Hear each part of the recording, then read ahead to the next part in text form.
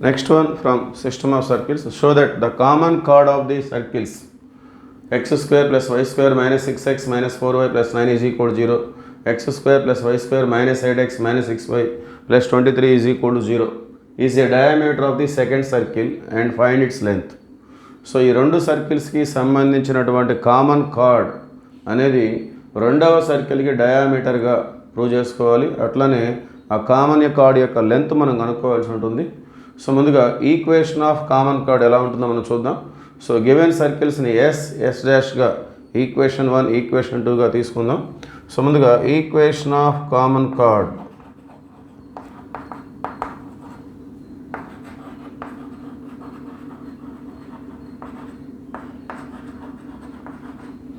Equation of common chord of 1 and 2.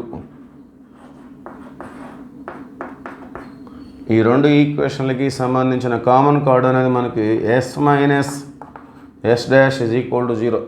ఒక సర్కిల్లో ఇంకొక సర్కిల్ని మైనస్ చేయడం ద్వారా either 1 - 2 or 2 - 1 ఎలా తీసుకున్నా వస్తుంది. సో మనం ఎస్ మైనస్ ఎస్ డాష్గా రిప్రజెంట్ చేస్తున్నాం దాన్ని మనం. సో మైనస్ చేస్తే వచ్చేదే మనకి common card. So common card లేదా కామన్ ట్యాంజెంట్ లేదా రాడికల్ యాక్సిస్ కనుక్కునే ముందు మన సర్కిల్స్ అనేవి జనరల్ ఫామ్లో ఉన్నాయో లేవో చెక్ చేసుకోవాలి. జనరల్ ఫామ్లో ఉండడం అంటే ఎక్స్ స్క్వేర్కి వై స్క్వేర్కి కోఎఫిషియంట్ అనేది 1గా ఉండాలి. Okay. So x square plus why square minus 6x minus 4y plus 9. So ఇది ఎస్. దీంట్లో నుండి మనం ఎస్ డాష్ని మైనస్ చేస్తున్నాం. సో దీన్ని మనం మైనస్ చేస్తున్నాం కాబట్టి దీని సైన్స్ అన్నీ కూడా చేంజ్ అవుతాయి. Plus X square become minus X square plus why square become minus Y square minus 8x become plus 8x minus 6y become plus 6y plus 23 become minus 23 is equal to 0. So cancel the like terms. So plus minus same అన్న వాటిని cancel చేసుకుందాం. ఇట్లా X square Y square cancel అయిపోయినాయి. Remaining X terms 8x minus 6x అంటే మనకి 2x వస్తుంది. అట్లానే y terms 6y minus 4y అంటే ప్లస్ 2y వస్తుంది. అట్లానే కాన్స్టాంట్స్ 9 - 23. సో 9 - 23 అంటే మనకి మైనస్ 14 వచ్చేస్తుంది. సో ఈ మొత్తాన్ని మనం 2తో క్యాన్సిల్ చేసుకుంటే 2 1 జ 2 7 జ. So x plus y minus 7 is equal to 0 ఈజ్ ద కామన్ కార్డ్. ఈ రెండు సర్కిల్స్కి సంబంధించినటువంటి కామన్ కార్డ్ అనేది మనకి x plus y minus 7. So ఇది ఏమని ప్రూవ్ చేసుకోవాలి? This common chord is the diameter of the second circle. రెండవ సర్కిల్కి డయామీటర్గా మనం ప్రూవ్ చేసుకోవాలి. మరి డయామీటర్గా ప్రూవ్ చేయాలంటే ఎలా ప్రూవ్ చేస్తాము? డయామీటర్ అంటే అర్థం ఏంటి? సో ఏదైనా ఒక సర్కిల్కి డయామీటర్ అంటే అర్థం ఏంటి? సెంటర్ అనేది దాని మీద ఉంటుంది. ఓకే. సో ఏ సర్కిల్ అయినా డయామీటర్ అంటే centre lies on the diameter line. So ఇది డయామీటర్ లైన్గా మనం ట్రీట్ చేస్తాం. సో దీన్ని మనం సెకండ్ సర్కిల్గా డయామీటర్గా ప్రూవ్ చేసుకోవాలి అంటే సెకండ్ సర్కిల్ యొక్క సెంటర్ని ఈ లైన్లో మనం సబ్స్టిట్యూట్ చేసినప్పుడు 0 ఈజ్ ఈక్వల్ టు 0 వచ్చినట్లయితే then it is the diameter of the second circle. Okay. So ఒక సర్కిల్కి డయామీటర్గా ప్రూవ్ చేసుకోవాలంటే ఆ సర్కిల్ యొక్క సెంటర్ని ఈ స్ట్రైట్ లైన్లో సబ్స్టిట్యూట్ చేసుకోవాలి. That is the point. So let us find the centre of the second circle. ఈ రెండవ సర్కిల్ యొక్క సెంటర్ మనం తీసుకుందాం. సో ఈ ఎస్ డాష్ని మనం జనరల్ ఫామ్తో కంపేర్ చేసుకొని X square plus why square plus 2gx plus 2fy plus c is equal to 0. Okay. So general ఫామ్తో కంపేర్ చేసుకుంటే 2g సెకండ్ సర్కిల్కి సంబంధించింది. సో 2g అంటే మైనస్ 8. అట్లానే 2f అనేది మైనస్ 6. అట్లానే c కాన్స్టాంట్ అది 23. Okay. So g is equal to minus 4, f is equal to minus 3. So 2 4 జ 2 3 జ. therefore centre c2 is equal to minus g minus f. Centre formula అది. So g minus 4 ఉంది, minus g అంటే plus 4, f minus 3 ఉంది, minus f అంటే plus 3. So ఈ సెంటర్ని మన కామన్ కార్డ్లో సబ్స్టిట్యూట్ చేస్తే 0 ఈజ్ ఈక్వల్ టు 0 వచ్చినట్లయితే then it will be the diameter of the second circle. Okay. So ఈసీసీ equation of common chord x plus y minus 7 is equal to 0. So మనం centre C2ని మనం ఇందులో సబ్స్టిట్యూట్ చేసుకుందాం. x ప్లస్లో 4, y ప్లస్లో 3. 4 plus 3 minus 7 is equal to 0. 4 plus 3 7, 7 minus 7. So 7 minus 7 అంటే 0. 0 is equal to 0. So మన పాయింట్ అనేది మన ఈసీసీ ఈక్వేషన్ ఆఫ్ కామన్ కార్డ్ని సాటిస్ఫై చేసింది కాబట్టి therefore C2 lies on the common chord. Therefore C2 lies on x plus y minus 7 is equal to 0.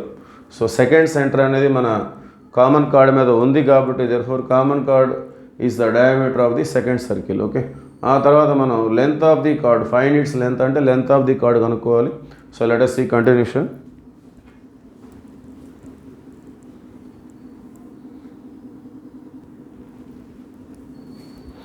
therefore మన second centre అనేది మన common కార్డ్ని సాటిస్ఫై చేసింది కాబట్టి therefore common card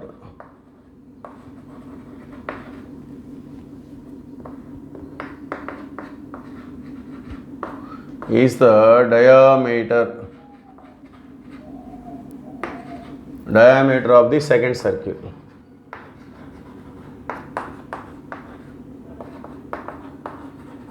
so next మనం లెంత్ ఆఫ్ కార్డ్ కనుక్కోవాలి. మరి length of card formula ఎలా ఉంటుంది? 2 × r² minus d².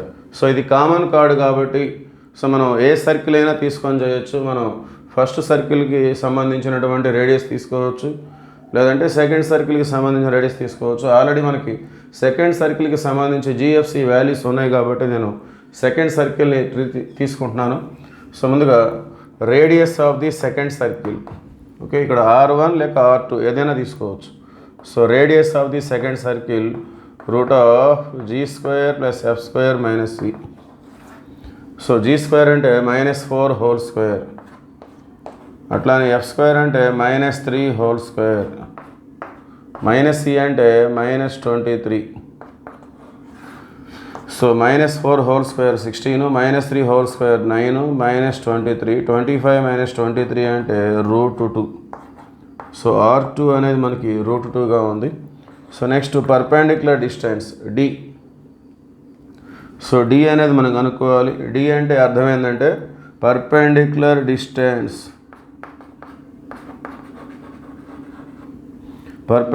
Distance from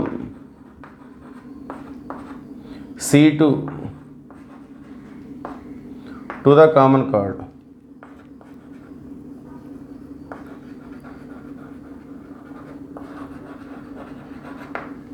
so రెండవ సెంటర్ నుండి కామన్ కార్డ్కు ఉన్నటువంటి పర్పెండిక్యులర్ డిస్టెన్స్ని మనం డీగా తీసుకుంటాం. సో మనం సెకండ్ సర్కిల్ని తీసుకొని చేస్తున్నాం. సో ఫస్ట్ సర్కిల్ని కూడా తీసుకొని చేయొచ్చు. ఫస్ట్ సర్కిల్ అయితే R1 C1 తీసుకోవాలి, సెకండ్ సర్కిల్ అయితే R2 C2 తీసుకుంటాం. ఓకే, ఆల్రెడీ మన దగ్గర సెకండ్ సర్కిల్కి సంబంధించినటువంటి GFC వాల్యూస్ ఉన్నాయి కాబట్టి నేను సెకండ్ సర్కిల్ తీసుకొని చేస్తున్నాను. సో మరి మనకి సెకండ్ సర్కిల్కి సంబంధించి కామన్ కార్డ్ అనేది ఎలా ఉంది? డయామీటర్గా ఉంది. అంటే centre lies on the diameter. Centre అనేది డయామీటర్గా ఉన్నట్లయితే ఇప్పుడు పర్పెండిక్యులర్ డిస్టెన్స్ అనేది ఏమవుతుంది? 0. ఓకే, సో ఈ చిన్న రఫ్ డయాగ్రామ్ మీరు చూసినట్లయితే అర్థమైపోతుంది. సో ఇది first circle,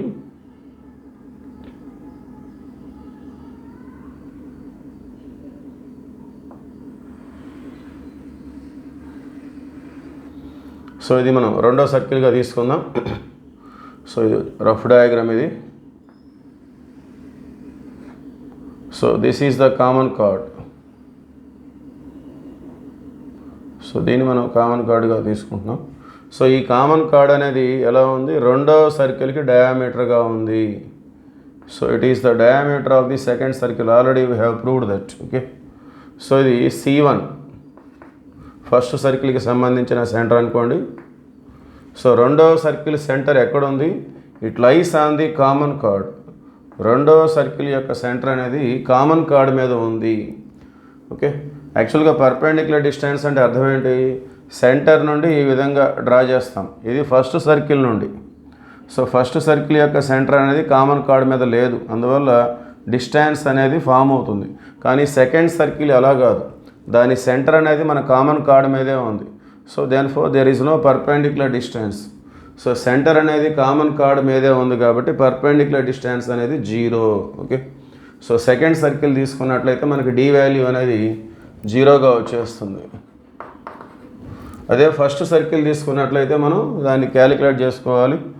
so distance from centre to the common chord. Okay, so మన దగ్గర ఆల్రెడీ సెకండ్ సర్కిల్కి సంబంధించిన వాల్యూస్ ఉన్నాయి కాబట్టి సెకండ్ సర్కిల్ యొక్క సెంటర్ అనేది మన కామన్ కార్డ్ మీదే ఉంది కాబట్టి ఇది మనకి సెకండ్ సర్కిల్కి డయామీటర్ అంటే C2 lies on this common chord. Okay, that's why there is no perpendicular distance for second circle. రెండవ సర్కిల్కి సంబంధించి సెంటర్ నుండి ఎటువంటి పర్పెండిక్యులర్ డిస్టెన్స్ ఉండదు. So that D is equal to 0. Therefore length of chord is equal to 2 into root of r square minus d square. So 2 into root of r అంటే మనకు √2 వచ్చింది, minus d అంటే 0 square. Okay, so 2 into so square √2 cancel అయిపోతే మళ్ళీ 2 వచ్చేస్తుంది. So 0 square అంటే 0, దాన్ని తీసేస్తాం. Therefore finally length of chord is equal to 2√2 units. Okay, thank you.